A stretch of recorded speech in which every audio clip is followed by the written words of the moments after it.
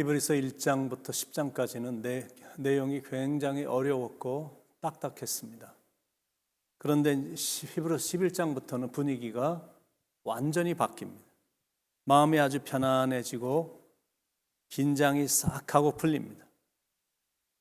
이렇게 쉽고 좋은 건데 뭘 그렇게 어렵게 교리를 말하고 골치 아픈 내용을 접하게 하셨을까?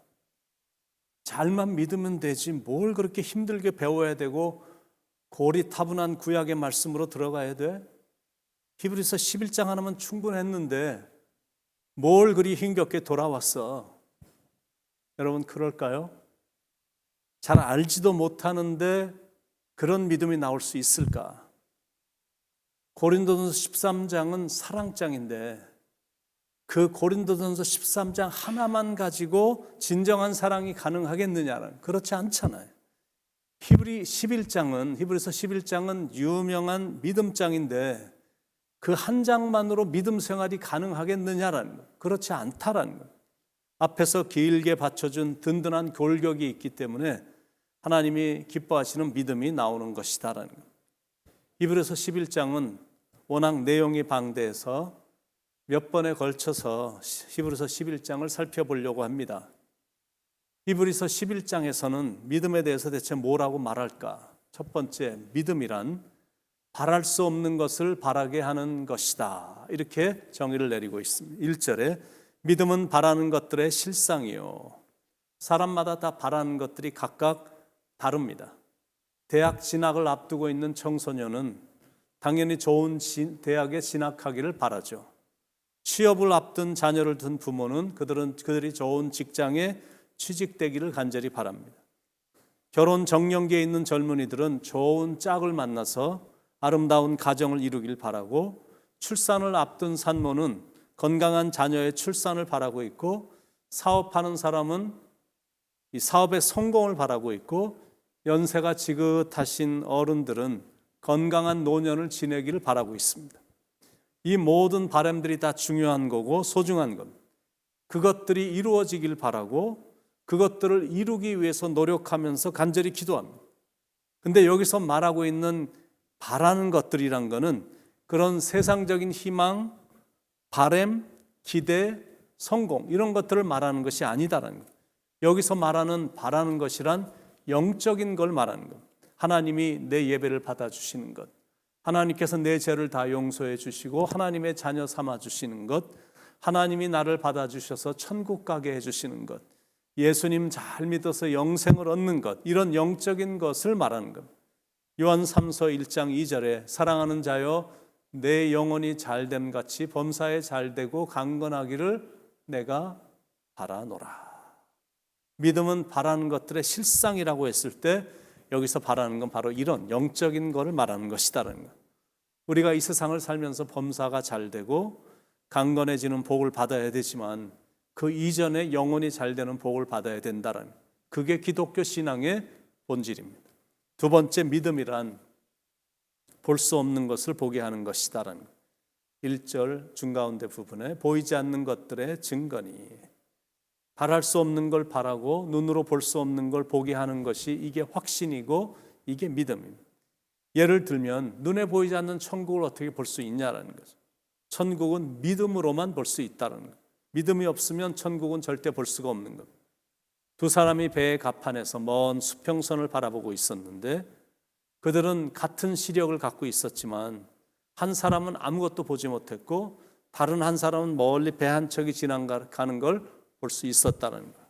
왜 그런 차이가 나타났을까? 한 사람은 그냥 자기의 육체의 눈으로만 모든 것을 바라봤고 한 사람은 망원경을 사용해서 보았기 때문에 배가 보인 겁니다. 믿음이란 망원경과 같은 겁니다. 믿음으로 천국을 바라보니까 천국이 보이는 거고 이 땅에서 살고 있지만 내가 믿음으로 사니까 천국을 누리며 사는 겁니다. 높은 산이 거친 들이 초막이나 궁궐이나 내 주 예수 모신 곳이 그 어디나 하늘나라. 그건 저절로 되는 게 아니라 믿음이 있으니까 가능한 것이다라는 것. 세 번째, 믿음이란 할 수 없는 것을 하게 하는 것이 믿음이다라는 것. 2절에 선진들이 이로써 증거를 얻었느니라. 히브리서 11장은 특히 구약 성경의 나오는 많은 믿음의 사람들이 보여준 승리의 삶을 열거하고 있습니다. 아벨, 에녹, 노아, 아브라함, 사라, 이삭, 야곱, 요셉, 모세, 기생, 라합, 기드온, 바락, 삼손, 입다, 다윗, 사무엘 선지자 이런 사람들이 등장을 합니다.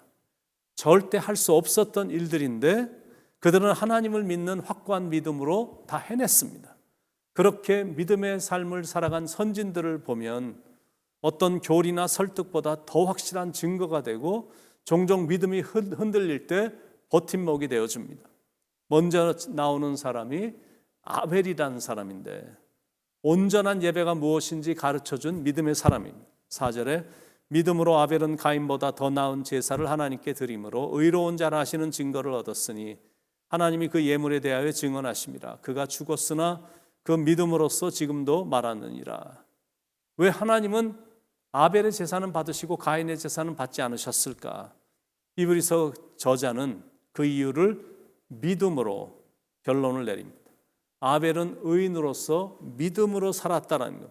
그런 믿음을 가지고 드려진 제사였기 때문에 하나님이 기뻐 받으셨다는 것.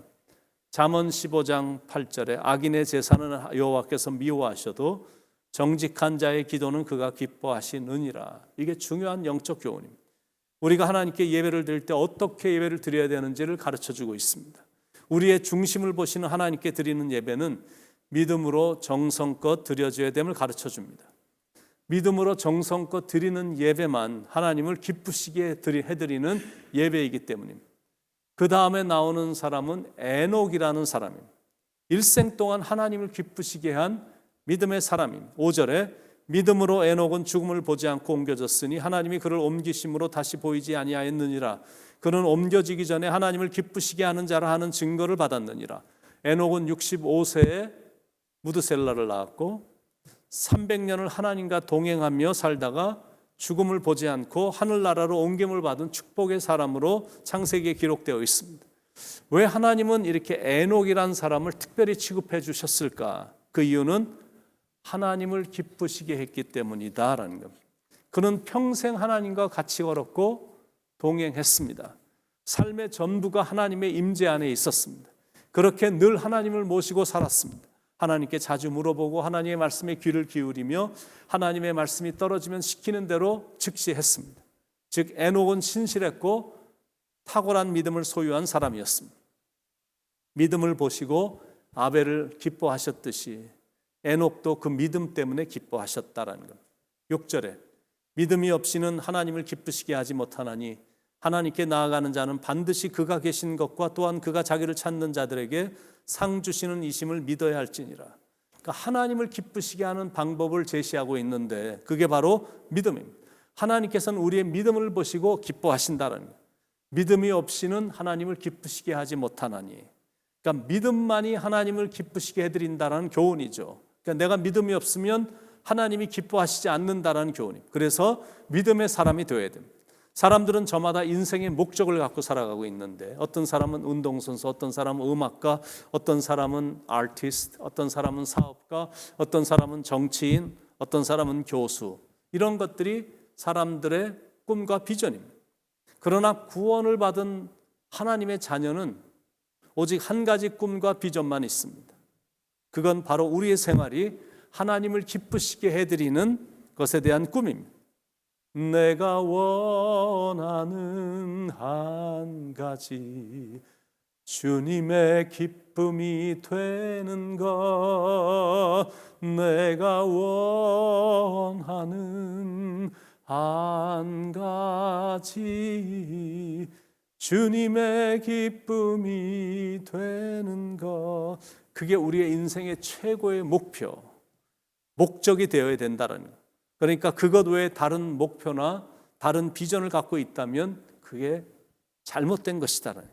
그 비전이 하나님을 기쁘시게 하지 못한다면 잘못된 거니까 내려놔야 된다는 거예요. 먼저 하나님을 기쁘시게 해드리는 그 일을 하고 그러다 보면 자연스럽게 또 자기가 기대하고 이루기를 원하는 것들이 자연스럽게 성취가 된다는 거죠.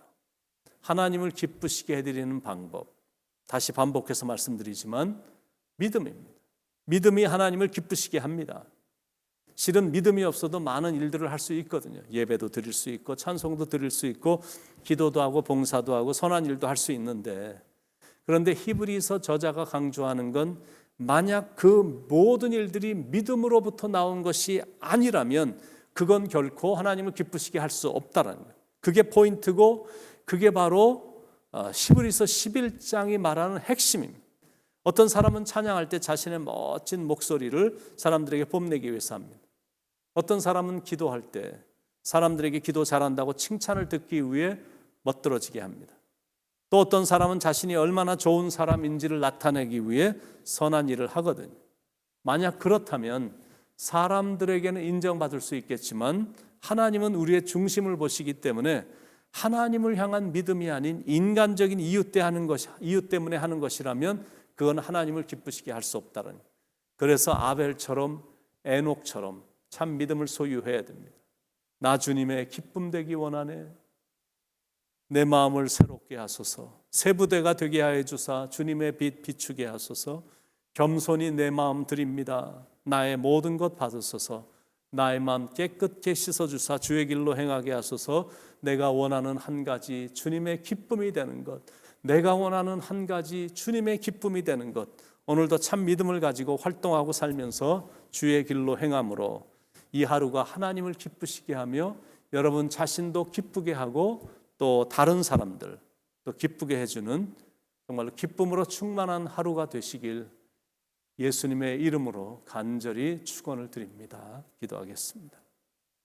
하나님, 오늘도 참 믿음을 갖고 살아가게 도와주시고 오직 이 믿음만이 하나님을 기쁘시게 한다고 말씀하고 있사오니 사랑의 하나님, 진정한 믿음으로 하나님을 기쁘시게, 그리고 내 자신도 기쁨으로 충만하도록 내가 기쁘기에 남들도, 내가 만나는 사람들도 이 기쁨을 전해주며 살아가는 기쁨이 충만한, 믿음이 충만한 하루가 되도록 이 하루를 축복해 주시옵소서. 감사합니다. 하나님, 오늘도 주님의 기쁨이 되는 하루가 되기를 기대하고 기도합니다.